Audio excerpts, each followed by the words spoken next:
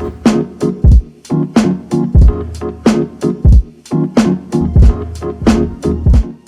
states seeing ups, others seeing downs when it comes to the unemployment rate. Welcome back to the States. I'm Greg Bishop. The jobless rate for May in Tennessee is 3.6%. That's unchanged from the previous 3 months, according to the Tennessee Department of Labor and Workforce Development. Now, the Center Square Associate Editor Kim Jarrett reports the state's rate, it's slightly higher than the 3.5% rate reported in May of 2025, a year ago. The national unemployment rate across the country on average is at 4.3%. Now, in Tennessee, an additional 5,700 non-farm jobs were added between April and May. The largest increases are in leisure and hospitality and durable goods manufacturing, according to the Tennessee Department. Now, the most significant declines are in the financial activities and non-durable goods manufacturing sectors. From May 2025 to May 2026, the state added 8,000 jobs in Georgia. Now, that's Tennessee. The healthcare, social assistance and administration, support, and waste services also adding the most jobs. The non-durable goods manufacturing and retail trade sectors experienced the largest losses. Now, with Tennessee, it begs the question, what's happening in some other states?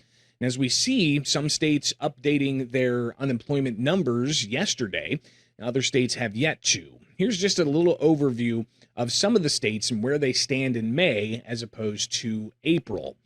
South Dakota is at the top, and they've held that top spot across the country. However, they did see an increase, up just 0.1% to 2.2% in May.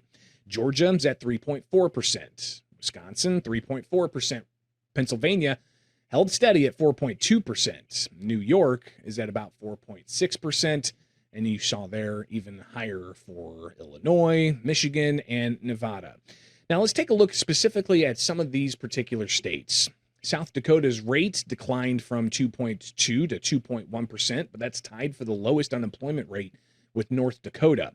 Construction had the largest over-the-month gain in the Dakotas, increasing 700 workers.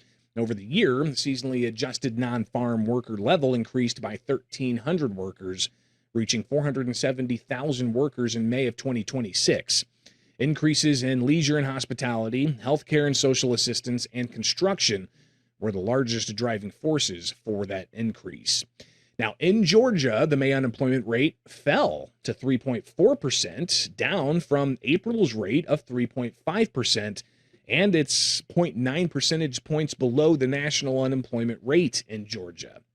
The sectors in the Peach State with the most over-the-month job gains were accommodation and food services, administrative and support services, transportation, warehousing, and utilities, local governments, and state government as well. Now, jobs were down over the month in professional and technical services in Georgia, other services, construction, non-durable goods manufacturing, and information. Wisconsin, their May unemployment numbers were released, and they have unemployment ticking down to 3.4%. That's down from 3.5% the month before, but it's still higher than it was for that state a year ago. Pennsylvania's unemployment rate was at 4.2% for the fourth month in a row in May. The largest volume gain was in education and health services in Pennsylvania, which rose to the highest level according to Pennsylvania officials. Now, over the year, jobs were up 36,000 with gains in 6 of 11 super sectors, they say. The largest volume gain for May was in education and health services. What about New York? New York's unemployment rate held steady for the month of May at 4.6%, same as the last month, but that's higher than it was a year ago in New York, which was at 4.2%. Arizona increased by 0.1 of a percentage point to 4.8%. The private sector recorded a loss of around 4,000 jobs in May, led by losses in private educational services and professional and business services. Now, prior to the pandemic, Arizona officials say private sector employment averaged a loss of 900 jobs in May. The government sector recorded a loss of 10,400 jobs in May. Larger than pre-pandemic averages, losses for 5,700 jobs and employment losses in the government sector occurred primarily within state government. Illinois remained the same at 5.1% in May as compared to April. The industry sectors with the largest monthly payroll jobs included trade, transportation, and utilities, manufacturing, government jobs increasing in Illinois, but the sectors over the month with decreases in Illinois, financial activities, and other services. Now, compared to a year ago, total non-farm payroll jobs are down 2,300 in Illinois.